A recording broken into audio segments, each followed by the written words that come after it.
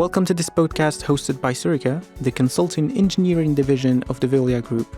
We will embark on a 3-episode journey exploring our strategic priorities and the sustainable solutions we bring to our clients and the planet.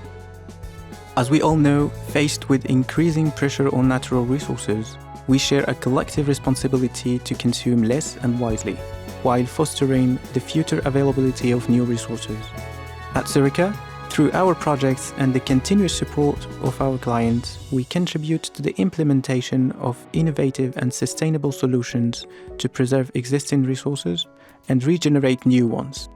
By implementing solutions and strategies that allow the creation of secondary resources, which gradually compensate for the scarcity of primary natural resources, we significantly increase the lifespan and use value of resources taken, particularly through waste recycling and recovery, and more globally through the synergy between the water, energy, and waste activities.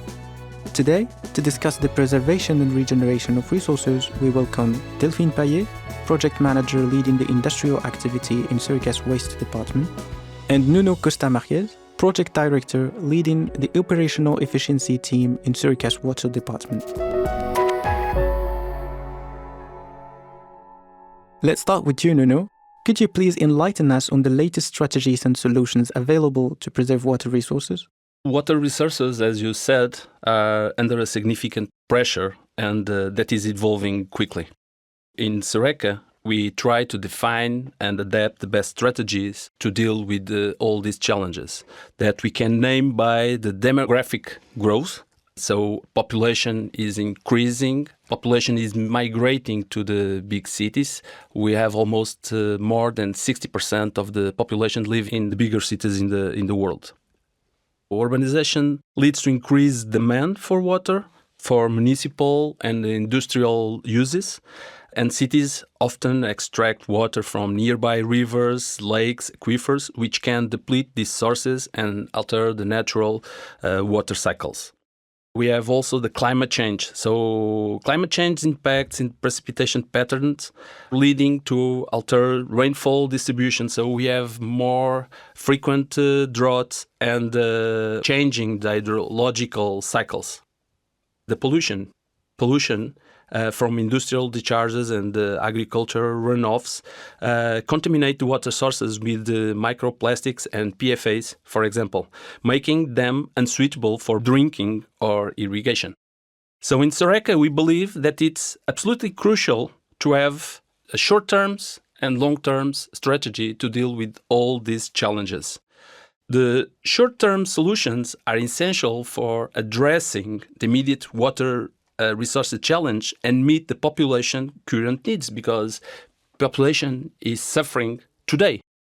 An example of the short-term solutions is by starting by saving what we have already produced, improving the water efficiency of the networks. I can give you the example of a project we have in Dar es Salaam, where in 2 years we managed to save 1.2 million cubic meters, which is equivalent to 2.5 months of consumption for the same area where we are working. We are developing a sectorization project in an specific area within Dar es Salaam. So it's covering 300 kilometers of network and more or less 120,000 inhabitants. Another important area of action is the asset management. For example, we are developing a computer management system in Namibia, where we reduce the downtime of equipment for the water plants, improving also the water production with impact for the population.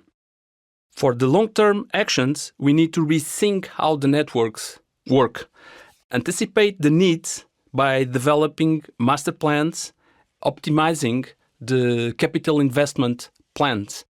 For investment planning and infrastructures, Seureca uses tools such as Mozart, combined with the computer management, maintenance and management system, and hydraulic modeling software.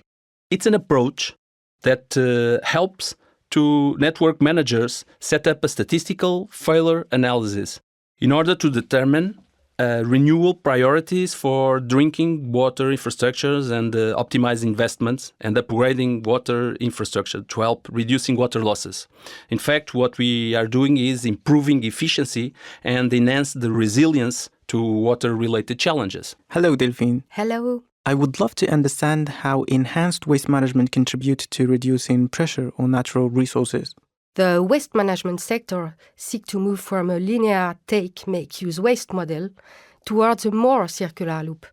This entails implementing prioritization in waste management according to the 3R hierarchy. Waste reduction first, followed by reuse and then recycling. The objectives are both to minimize waste and save natural resources. For example, we valorize some waste streams into byproducts that can substitute virgin raw materials in other manufacturing processes, for example, or in producing renewable energy, such as biogas from organic waste. The goal being to foster the transition towards a model that allows organizations to operate in a lean and self-efficient manner. When talking about resources preservation, how do we at Seureca support our clients in defining and implementing strategies? We work closely with our clients and we try to tailor solutions adapted for each project and to the client needs.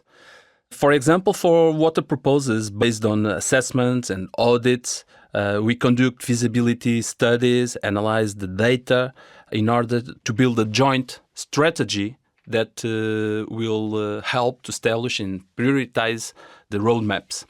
For example, we have a project in Riyadh, probably the biggest project of non-revenue water reduction in the world, where we have made the design for more than 300 district metered areas, known by DMAs, and we have deployed an online supply continuity monitoring program with more than 900 loggers.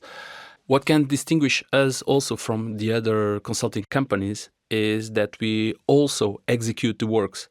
As in the case of Tanzania, the project we have already talked about, we have created the design and created the 16 districted metered areas.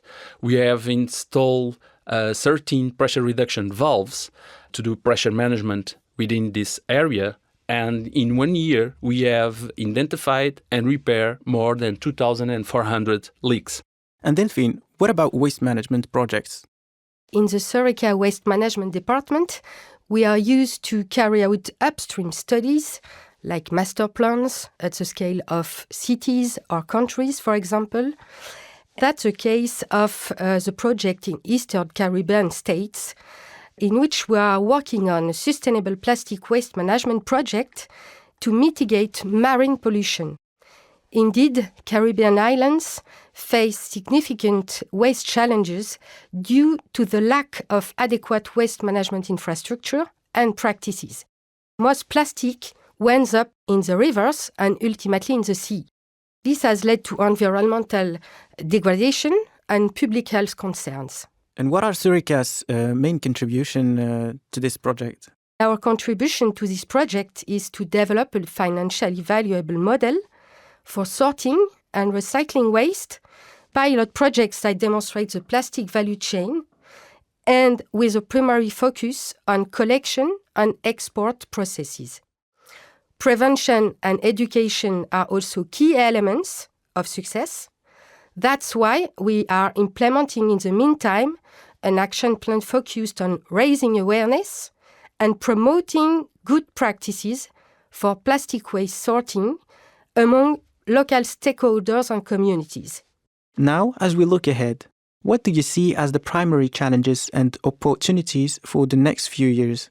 And how does Seureca position itself to continue supporting its clients in overcoming those challenges? This is a good one. Delphine, you want to start? Yeah. Currently, finally, our clients are grappling with major challenges. We already talk about climate change, resource regeneration, decarbonization, energy savings, etc. However, In Seureca, we view each project as a golden opportunity to guide them towards a more sustainable and resilient future. And this entails a unique roadmap each time, which integrates water management, decarbonization, asset management, energy optimization, and waste reduction strategies. Nuno? Well, from the traditional activities, Seureca has a multidisciplinary team with the experience necessary to support clients in the non-revenue water and asset management investment planning, development of water and wastewater master plans. These are critical aspects to ensure an efficient operation and sustainability of the water utilities. The transition towards the decarbonization in water utilities presents another positive opportunity. So by reducing the carbon emissions associated with the water treatment distribution, utilities are not only contributing to the environmental protection, but they are also potentially access additional funds to incentive to support their traditional activities. Thank you, Delphine and Nuno, for sharing your expertise and providing such valuable perspectives. Join us on the next episode as we continue exploring Seureca's strategic priorities and sustainable solutions.